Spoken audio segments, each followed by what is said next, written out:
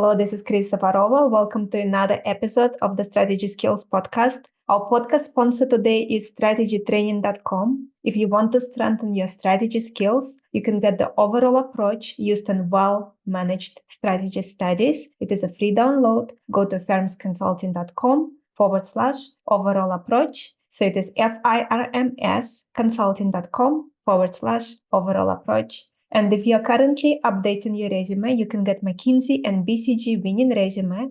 It is a resume that got offers from both firms. It's also a free download. Go to firmsconsulting.com/resume PDF.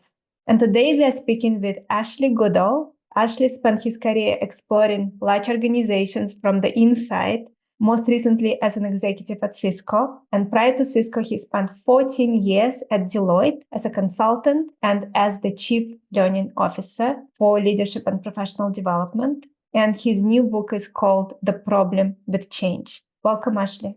Thank you for having me. It's lovely to be here.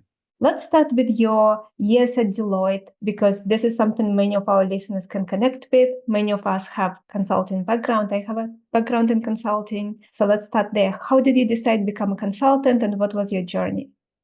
I didn't actually decide to become a consultant.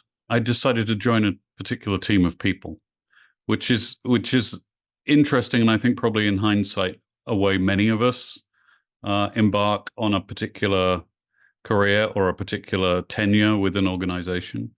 But I was doing recruiting. I was at Columbia Business School finishing up an MBA, and I was doing recruiting, and I was looking at consulting firms, and I think they were looking at me and going, we're not quite sure what to make of this guy.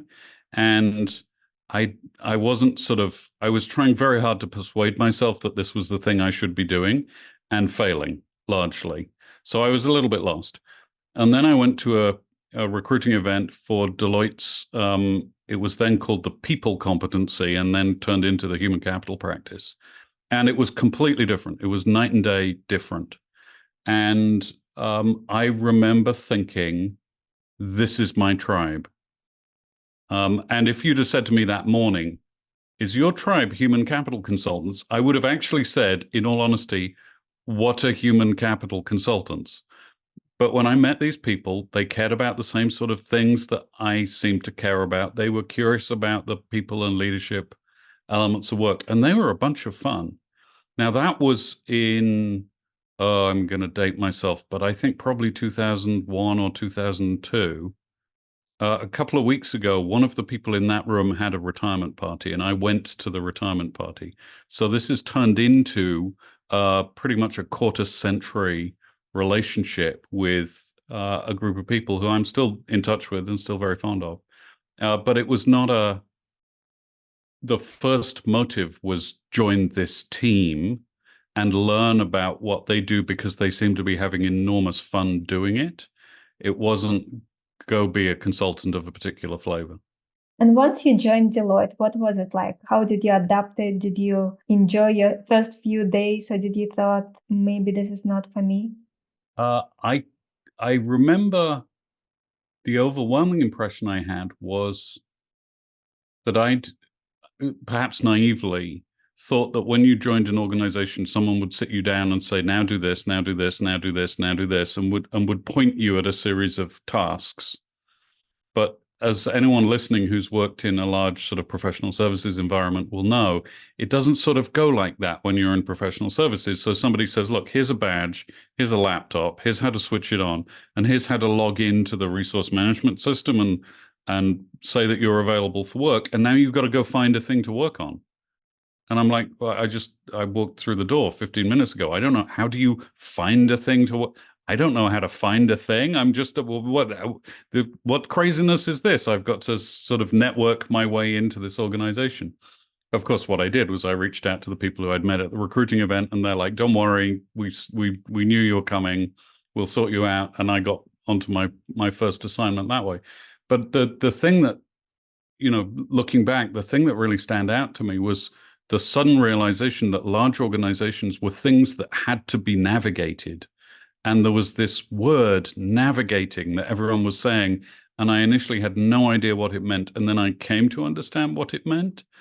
And it's a way of understanding or seeing or realizing that for all the structure in the world, for all the lines on the org chart and all the boxes and all the process and all the procedure, actually, when an organization gets to a certain size, there's always a little bit of sort of Wild West to it. There's always a little bit of you have to look out for yourself and know how to network and know how to advocate. And so I began to learn those things, I think, at the very beginning. What do you think were the reasons, maybe 2, 3 qualities that you have or specific things you have done that were the reason why you got promoted and raised all the way to Chief Learning Officer? It's a fascinating question because I'm probably the last person you should ask. You should probably go back and ask the people who actually did the promoting of me. I hope I was a hard worker. I hope I was reasonably diligent in doing the things I've been asked to do. I hope I did all the good stuff about under-promising and over-delivering. I would like to think, with the hindsight of 2 decades, that maybe also because I was somebody who wasn't willing to take many things at face value, and I was questioning whether, okay, is this really what it's all cracked up to be, and is there a better way, and could we rethink this, and could we imagine a better way of this? So there might have been a little bit of that. There might have been a little bit of impatience with the status quo. Those things might have been a reason for somebody to promote me, or they might have been a reason at some point for somebody to go, leave him where he is. He's a little bit annoying to deal with. We don't really need Ashley running around questioning everything. But by the time I finished up at Deloitte, they'd asked me to lead all of this leadership learning stuff. They'd also asked me to be in charge of performance management. And I know for certain that the reason they asked me to lead the project which got rid of performance ratings at Deloitte and instigated a performance system, which I believe they're still using 9 years later. The reason they asked me to lead that was because I had spent so much time complaining about the old system and the old way of doing ratings and the amount of time it took and the amount of ridiculous behind-the-scenes closed-room debate that didn't help anybody do their job better at all. So I think in that last case, I was pretty clear that they were saying, listen, you seem to have some really strong convictions that there is a better way, so we'll put you in charge and see what you can do. What was about the new system that worked so well? I think it moved the conversations to where they were useful. So the old system, and anyone who lives in one of these systems, and it's still probably the normal way of doing it today, you know that there's a 1 through 5 rating and it's going to get affixed to you. And your team leader or your manager gets to come up with a 1 through 5 rating for you. And then very often, the team leaders want to give too many of the high ratings and not enough of the low ratings, because guess what? They have to work with people after the ratings have been handed out, and it's easier to work with people who feel supported in their work and recognized for what they do than the people you have to turn around and say, well, I had to give you a 2 because we ran out of 3s. So to counteract this tendency, many organizations have something called a consensus meeting.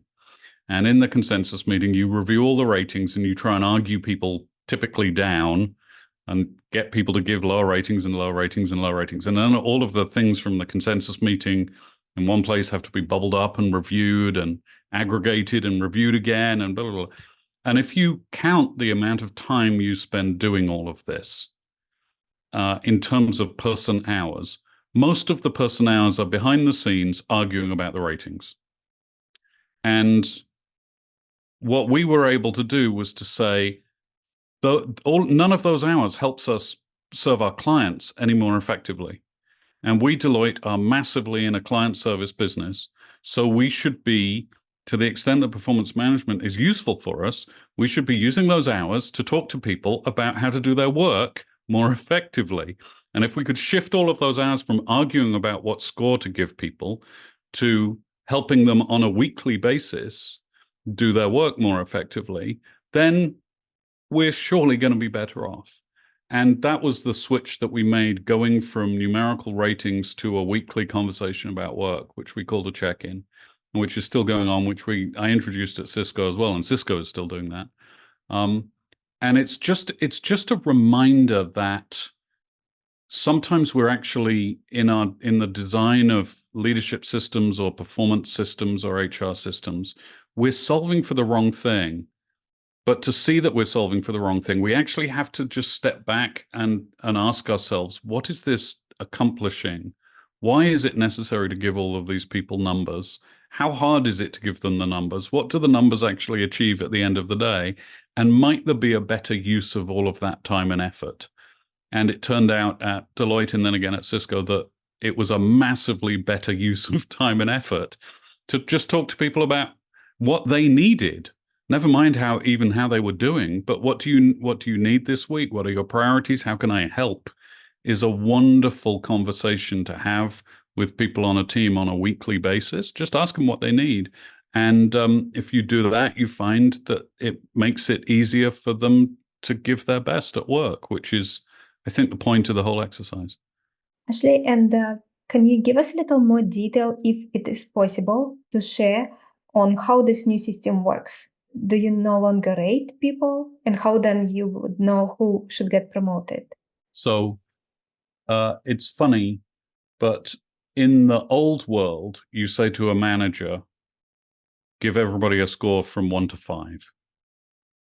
In the system that we went to, certainly at Cisco, where there was a sort of static organizational hierarchy, so everyone had a manager, and you always knew who your manager was. Not quite the same at Deloitte because of project work, but at Cisco, we'll talk about Cisco.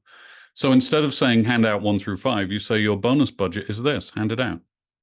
And the team leader says, usually the team leader says, "Oh, right, I can figure that out. Thanks very much."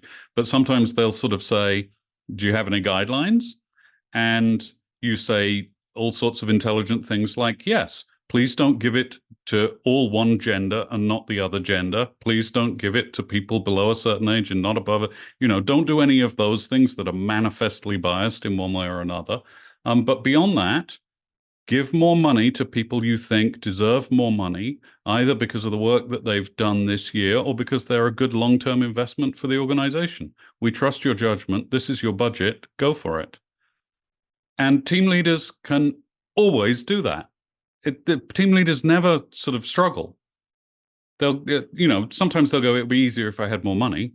And you go, yes, that's true for every job ever in the world and also every family ever. And of course, yes, but you don't have more money. So given the money, do you think you can make the trade-offs? And team leaders will go, yeah, pretty much, I can do that. And then you say, and this is the really interesting thing, you say, can you explain your decisions to the people on your team? And team leaders will go, I can, yes. And you go, could you explain the ratings to the people on your team, especially when they were monkeyed about and adjusted by people up the chain? And the team leaders will go, that was much harder because I would be told I couldn't give this rating because there weren't, it didn't fit the forced distribution or we'd run out of 3s. But I can always say, listen, we had a budget of this. It was not as much as I hoped, but I've given you what I think is a fair award, given the constraints and given the performance of the organization. And team leaders find it much easier to do that. So actually the solve for paying people is get all of the rating process out of the way. It's not useful. It makes it harder for team leaders to make the decisions. You want team leaders making the decisions because they have to live with the consequences before anyone else further up in the organization. And having then solved for the compensation part of it, you then go, all right, what is the ritual that we can teach team leaders that most elevates performance of people on the team? And you go, it's a weekly check-in. And we tested all sorts of things, and we tested different frequencies, and we tested all sorts of different configurations. And the thing that works is a weekly check-in. And it starts off with the team member saying in email or in a piece of technology, all right, for the week ahead, here are my priorities. And here's the help I need from you, my team leader. And here's what really worked last week. And here's what grated on me last week.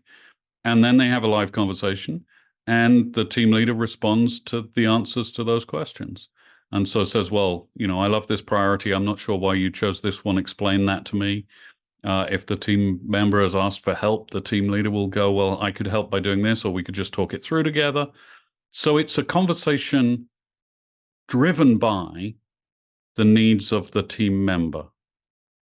So this was considered a revolutionary system. This was a cover page article in the Harvard Business Review, cover article in Harvard Business Review back in 2015. And I talk about it today and people go, my goodness me, this is very, very different. And yes, it's different from how most organizations do it.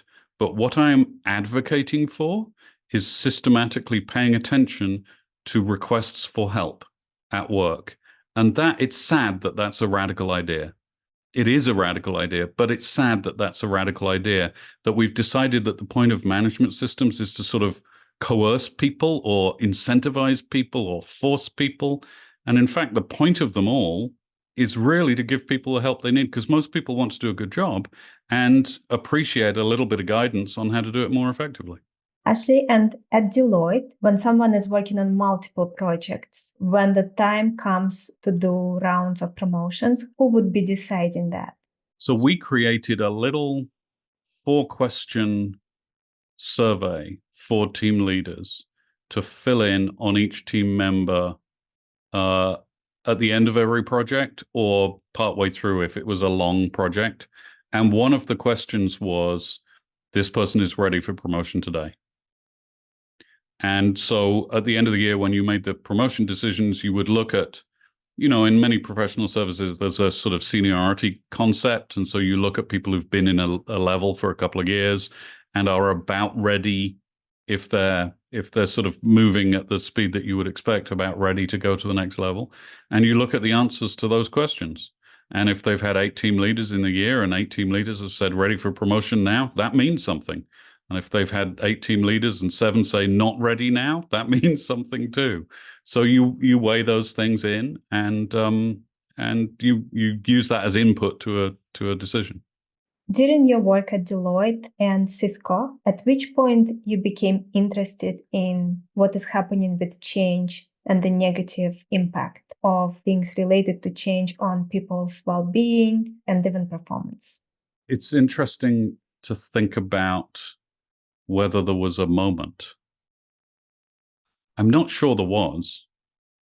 I think that sometimes life is clear in hindsight and not completely clear when you're living it in the forwards direction. And, so I was at Cisco, and I was working a lot with Marcus Buckingham, and he and I were working, we had worked at Deloitte on performance management, and we were now working on various leadership and technology things at Cisco.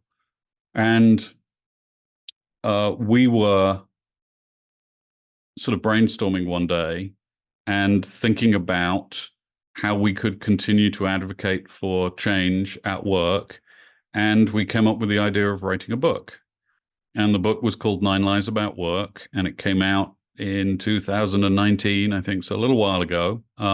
It's still doing very well. You can still get it very easily. And though it contained some things where we thought, listen, again, it's a little bit like we were talking about with performance management. We're solving for the wrong thing. We've misunderstood the problem. The problem in performance management wasn't how do you give ratings. It was how do you help people do a good job. Okay, we had some more of those. Things like how do you, there was a chapter about potential. And we were taking on the idea that people have potential. And so, well, if you're actually trying to look for potential in a person, you're never going to find it because it's an undefined thing. But you can think about somebody in terms of momentum and how fast are they going and how much are they carrying with them? How forceful are they? So it was things like this. And we published that 5 years ago, and it did very well. And I went back to work at Cisco and began to think about, as I was looking at a number of reorganizations at Cisco and how hard they were on people, began to think about change at work. So I suppose the origin of this was at some point 4 or 5 years into my time at Cisco when I was looking at reorgs and hearing people talk about, oh, there's another one, there's another one, there's another one. Looking at the experiences of people being acquired. Cisco was a big acquirer of small organizations. And of course, traveling around the world talking about 9 Lines About Work and talking about HR things and talking about leadership things and hearing people's stories. And so I'm not sure there was a given moment, but I think at some point I realized that we've decided that change is a good thing, always. That change at work is how improvement happens. But if you actually go and talk to the people on the receiving end of organizational upheaval of one sort or another, you find it feels like the very opposite of improvement, and that it makes it harder for people to do their jobs. So it's a little bit of a keeping with the other things that I've worked on, where I feel like I'm saying we've misunderstood a topic, and actually what's going on here is not, in terms of change, is not improvement, but a lot of the time disjunction and upheaval and a collection of things which make it much harder for people to do their work. And surely that is something we should think hard about. What do you think we mistake for truth when it comes to change in the workplace? That all change is a good thing. And I'm not sure anybody ever says it that extremely. So I think if we unpacked it a little bit, I have heard said, and I've heard it said in business schools, that the job of a leader is to create change, that leading is about creating change.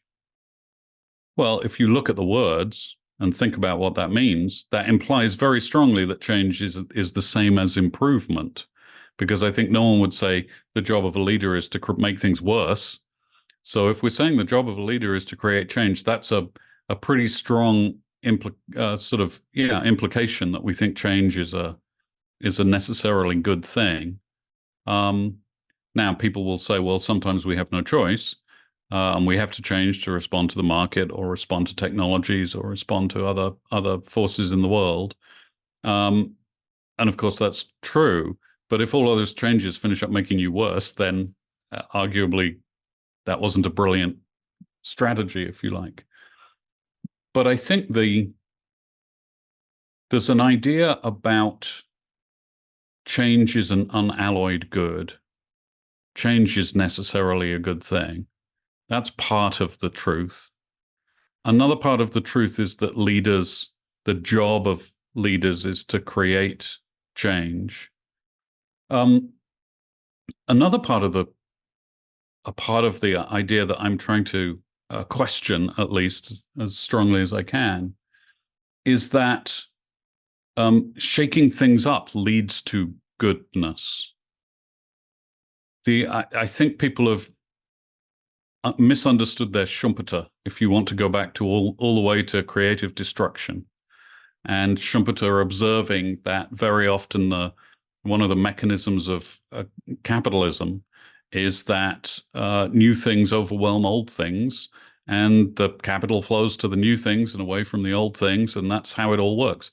And that might be very true as a mechanism. That doesn't mean that you should blow stuff up. And it doesn't mean that blowing stuff up leads to improvement. It doesn't mean that all destruction is creative destruction. Some of it's just destruction. And I'm trying to draw attention to a little bit more of a precise understanding of which change helps and which change hinders. I really liked how you referred to people experiencing change as life in the blender, because I experienced it myself. And it is very different. Each company has its own corporate culture, and even each country, because I worked across different countries, have different culture. And so in some places, you literally feel like you are in the blender and nothing good is happening and things are just getting worse. And there's no stability. And you speak a lot about stability in your book. Could we speak about what do we need to understand about human psychology when it comes to dealing with change in the workplace? As leaders, what do we need to understand? Life in the blender is a phrase that has resonated with lots of people. It's interesting. I don't know how many times it will happen to me in my life as a writer that I actually manage to coin a phrase where people instantly understand what it means without you having to say anything else at all. But you say work these days is too much like life in the blender, and people go, yes, it is. And you go, well, hang on a second, I didn't tell you what I meant. And they said, well, you don't need to. I know what life in the blender is like. It means one thing after another, and it means I've just gotten used to this way of doing things when there's this, and I've just gotten used to this leader and this operation and this strategy and this set of priorities, and there's another one, and I've just gotten used to working with this group of people, and then there's a different group of people, and I've just learned this team, and then there's a different team, and I can't ever get to a stable foundation from which to do my job because the world keeps changing and the leaders keep changing it for me. So that's what life in the blender feels like. I've lived in it as well. And there is some people will say, listen, I love a dynamic and agile environment. But it's interesting that the dynamic and agile environment that is likable is different from life in the blender because of the psychological components of life in the blender that you're asking me about. So when people say, well, I like a agile dynamic environment, usually they still have a pretty clear sense of meaning in their work. I know, the mission is we're moving around trying to figure out different ways of taking on the mission, but the mission is pretty fixed. Or there's some stability of personnel, so the team, so a sense of belonging is continuous in the environment, or a sense of certainty about my role, or a sense of agency about how empowered I am to do my job. And what you find is that when you start picking away at those things, when you create uncertainty, and when you take away people's sense of control, when you disrupt their sense of belonging, or when you keep changing things so nothing makes sense anymore, so there's no meaning to what they do, that becomes a very toxic environment. And all the sort of wellness interventions in the world, and days off and retreats and breaks from work, can't actually counterbalance the negative force of life in the blender, when life in the blender is forever scrambling your sense of what's about to happen or who you are working with or what it all adds up to. And it's those things are what we need to do our work. And to add another sort of thoughts related to life in the blender, when I heard it, I connected to an extreme experience when you're in a very bad situation, very bad environment, and where it feels that your entire life is just this chronic anxiety of trying to avoid that sharp blade in the blender. Yeah, that's how it can, the chronicness, you said chronic. One of the things I discovered when interviewing people for the book, and I talked to people all around the world, was they would say, well, actually, it's never just one thing. What the problem with life in the blender is that the blender blades keep turning, and they come round again and round again and round again and round again and round again. So you are forever trying to stay out of harm's way or just try and find your bearings in one change after another, after another, after another. And I think that one thing that leaders really can take away from this conversation is to get curious about how much change people are already experiencing when they show up for work on a Monday morning. We tend as leaders to go, you know what? I haven't had a change initiative in my world in a few months, so it's okay for me to have one. And then the people on my team will be having one change on their plates.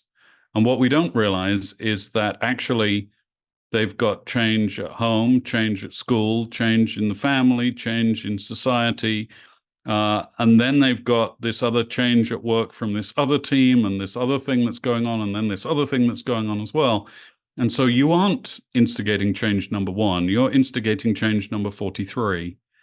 And people are living in continuous change, all of which has the psychological impacts that we've been talking about. So as soon as you get your head around the idea that too much change harms people, which is exactly what I'm arguing, then as a leader, you need to figure out, well, how much change are people going through? And the answer seems to be almost always like 10 times as much as you might imagine, which is why all of this is so hard on everybody, I think. What do you think leaders can do to create the conditions in which people can do the best work of their lives and don't feel like they are in the blender? Well, now this is a question about stability. And I think sometimes when you say stability, people go, well, that means no movement, no improvement, nothing at all. That means standing still. That's not what I mean by this. So if you think about, as an example, think about an airplane. And I'm imagining if you're a pilot, at some point somebody teaches you that there's a thing called stable flight. And stable flight is kind of a good thing because it means that people in the back aren't feeling sick and being thrown around the cabin and living life in the airplane blender, if you like. But an airplane in stable flight is moving. It's moving smoothly, but it's moving at great speed. And in fact, it's probably moving more effectively than if it's being thrown around all over the place. And it's certainly better off if all of a sudden it hits turbulence. Because if a plane is somehow unstable and then the world comes along and creates some sort of surprise or some shock or some curveball, if you like, you want to be in stable flight first because you can weather it more effectively. So the job of leaders is not to create change, it's to create stability in an organization so that people can work together to make improvement. Now, what does stability come from? Stability comes from thinking about the psychological needs of humans at work. So it comes from creating, if you like, the opposite of all the blender things. It comes from creating some sense of agency for people, some sense of control, some sense of understanding of where we're going, some sense of belonging and affiliation, some sense of predictability. And there are many ways to do these, but sort of high on the list, I suppose, would be to recognize that the teams we're part of at work are a vital part of creating a sense of belonging and stability for us, and to understand that humans are wonderfully habitual creatures, and so we love to build rituals into our lives, and team leaders can also create rituals for their teams that are a useful way of getting work done, but also a point of anchor in the week or in the quarter. In working with leaders, where do you find people struggle the most in actually implementing what you're teaching? The hardest thing I've found for leaders to do is to make space for other people to do what the other people do best. Which sounds, I don't know, a little counterintuitive or surprising. Because, of course, if you're a team leader, your job is to help other people do what the other people do. And you really want them to do what they do best, not what they do worst or what they do somewhere in the middle. So your very job is to do that. The best way to do it, if you look at all of the research and you look at the best practices, is to give space for people to do their own thing. So you explain to them, listen, here are the objectives. You agree with them, the priorities and the objectives, but then you step back and you say, so go for it. Do your best, give it your best shot. That's very, very hard for team leaders to do because the fear of failure dominates. And so if a team leader sees somebody going about something that's a little bit different than how they would go about it, it's massively tempting to step in and go, hang on a second, let me give you some feedback. Let me take that one off your plate. Let me finish that for you. Let me edit that for you. Let me correct that. Let me fix that. Let me fix it, because otherwise we will fail. But what happens when you do all of those things? You take away somebody's control. You take away their understanding of what they were trying to get done because you've gone about it in a very different way. You make them question their own competence. And our sense of our own ability is another wonderful element of stability, if you like. So as soon as you step in, you actually destabilize somebody, which is not to say that you should never step in, but it is to say, be careful, because it's not a costless thing. It makes it harder to build a team. It makes it harder for people to offer their best. It makes it harder for people to grow, because if you're forever protecting people, if you like, or you're forever taking work off people's plates because you don't think they can do it, then they're not gonna learn how it goes best for them. So from time to time, sure, there's an emergency and you've got to prevent failure. But if that's your only mode of operating as a team leader, you are massively suboptimizing the team. So it's this idea of make space, talk about what we're trying to do, not how to go about it. Talk about the problems that we're facing, not the solutions that you see. Talk about what help people need, not what feedback you need to give them. Position yourself as a supporter of people, an enabler of people, and make space for them to do their own work. That's the way to lead a fantastic team and help a team grow. But that's the hardest thing for leaders to do. To start wrapping up our discussion, we have about 15 minutes left. I have two questions for you. Stepping away for a second from discussion about change, I want to ask you, what habits or practices have you personally cultivated that you believe have contributed to your professional success and impact, and even your personal success? I'm thinking. The long pause for anybody on audio only is me thinking. It's a fascinating question, isn't it? I'll tell you the thing that jumps straight to my mind, so we'll go with first thought, best thought, is I color code my calendar.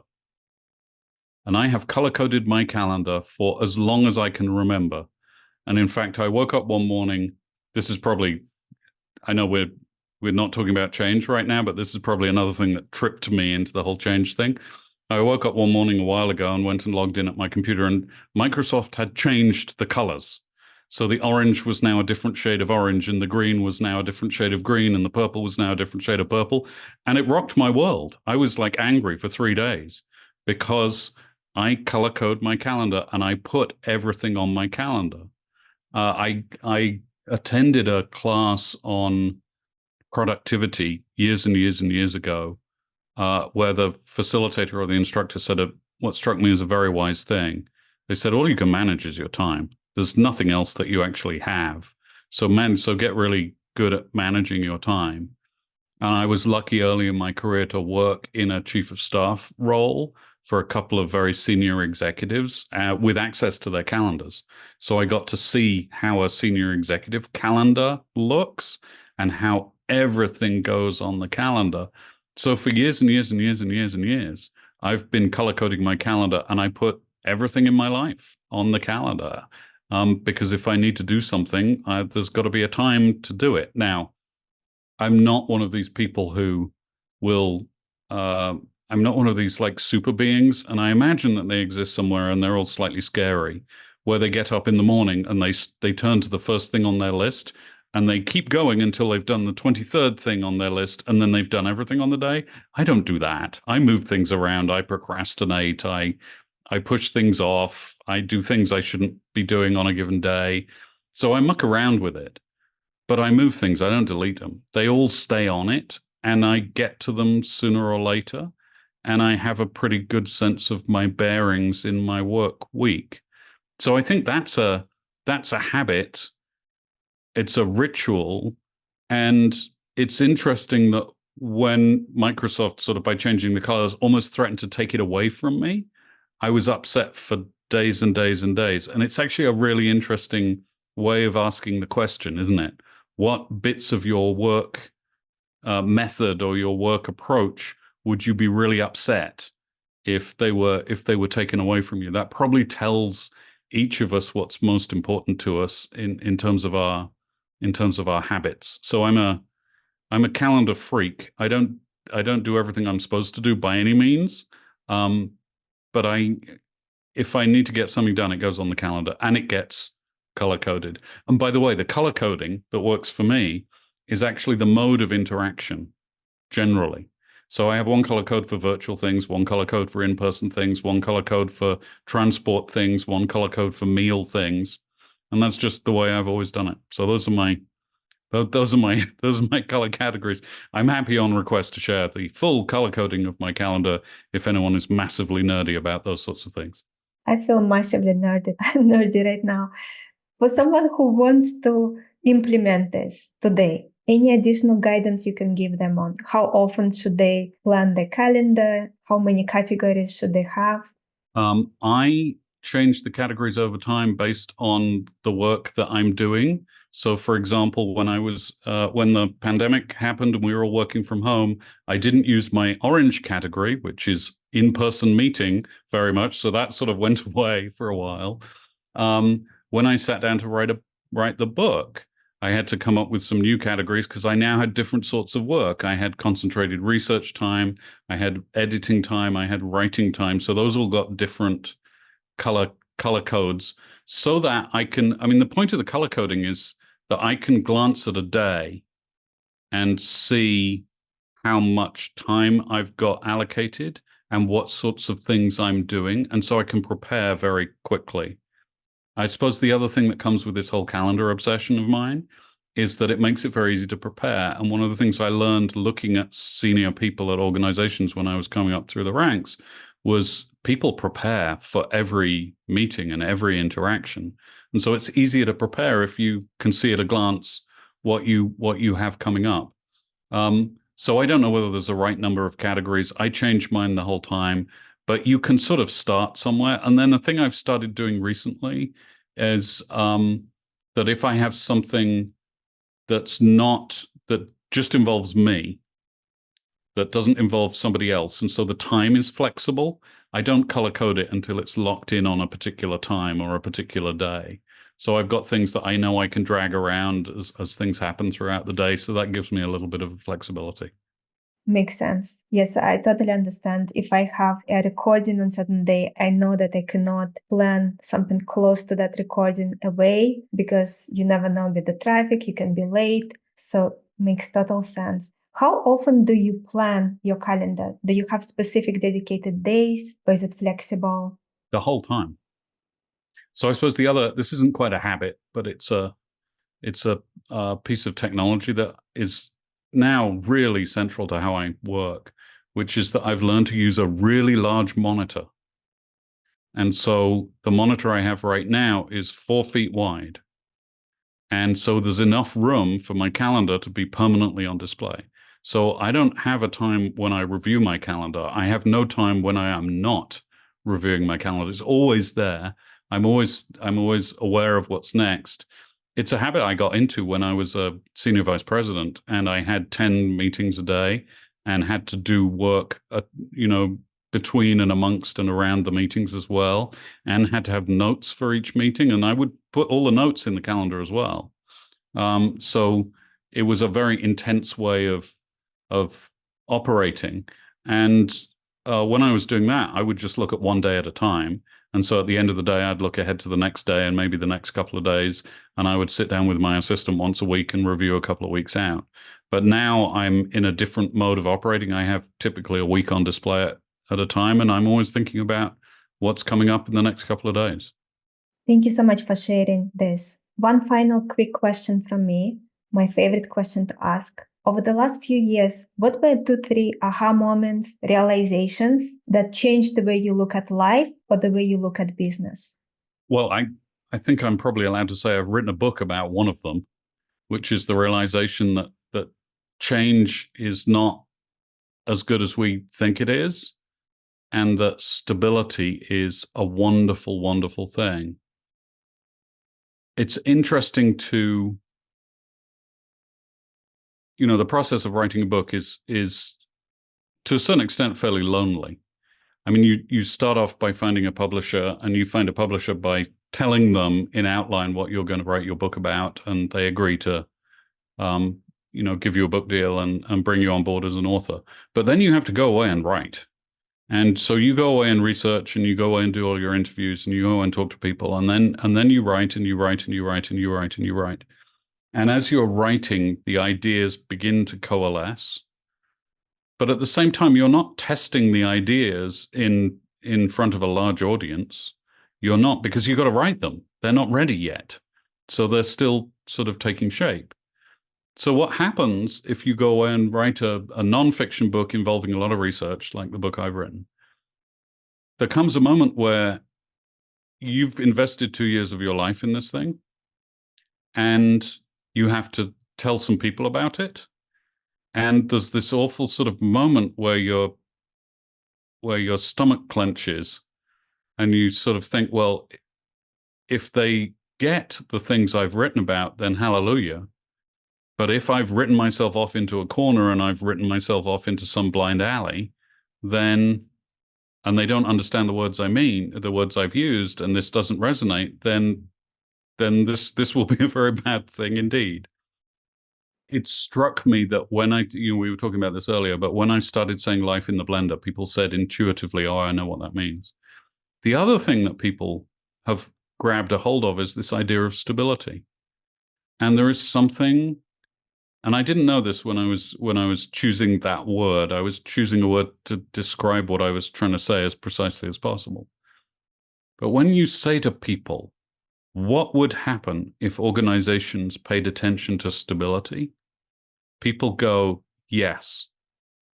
And the stability word seems to resonate as well. So I suppose my ahas, because I've been working pretty intensely on this book for the last 2 or 3 years, my ahas are book related, but they're particular words and phrases that have really resonated with people.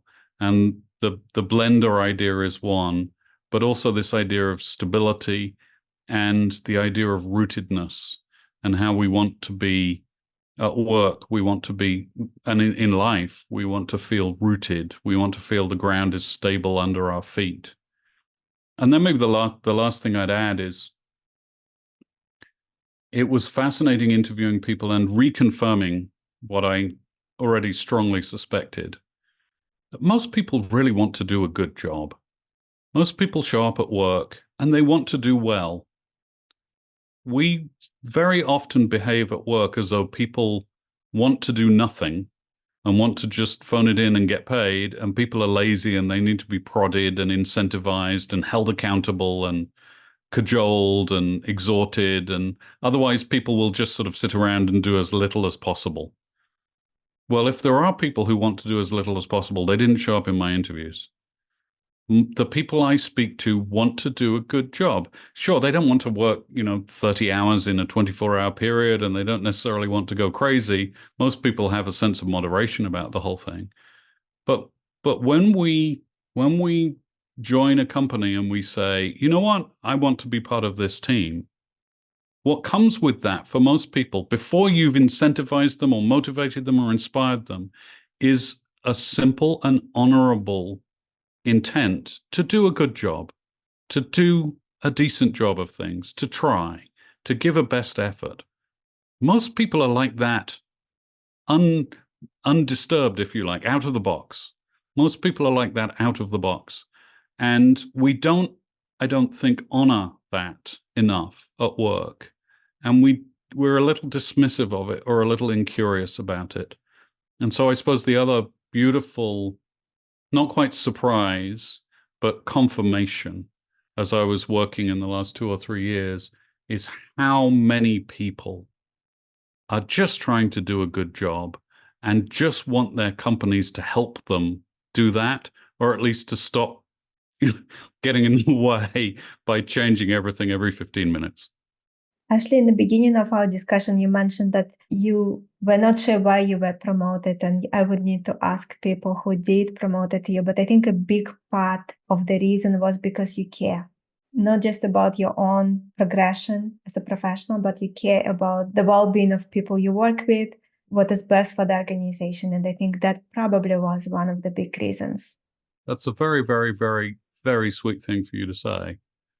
I know it's true that I love people, because we are endlessly different from one another, endlessly messy, endlessly fascinating. And I think the and by the way, endlessly rewarding. All the best things in life that I've discovered come from interactions with other people. And I will end my days trying to help businesses look after their people more effectively, because I think it's a job that's never done, and I think we've got a good ways to go. And that's surely one of the highest callings that anyone could have. Where can our listeners learn more about you? Anything you want to share? People can find me at LinkedIn and at my website, ashleygoodall.com, where I post all sorts of things about my work and my writings and media coverage as well. Ashley, thank you so much for being here. I really appreciate your time. Thank you for having me. It's been a wonderful conversation. And for everyone tuning in, our guest today again has been Ashley Goodall. Check out his book. It is called The Problem with Change. And our podcast sponsor today is strategytraining.com. If you want to strengthen your strategy skills, get the overall approach used in well-managed strategy studies. It is a free download. Go to firmsconsulting.com/overall approach. And if you are currently updating your resume, get McKinsey and BCG Winning Resume, free download. Go to firmsconsulting.com/resume PDF. Thank you again for tuning in, and I'm looking forward to connect with you all next time.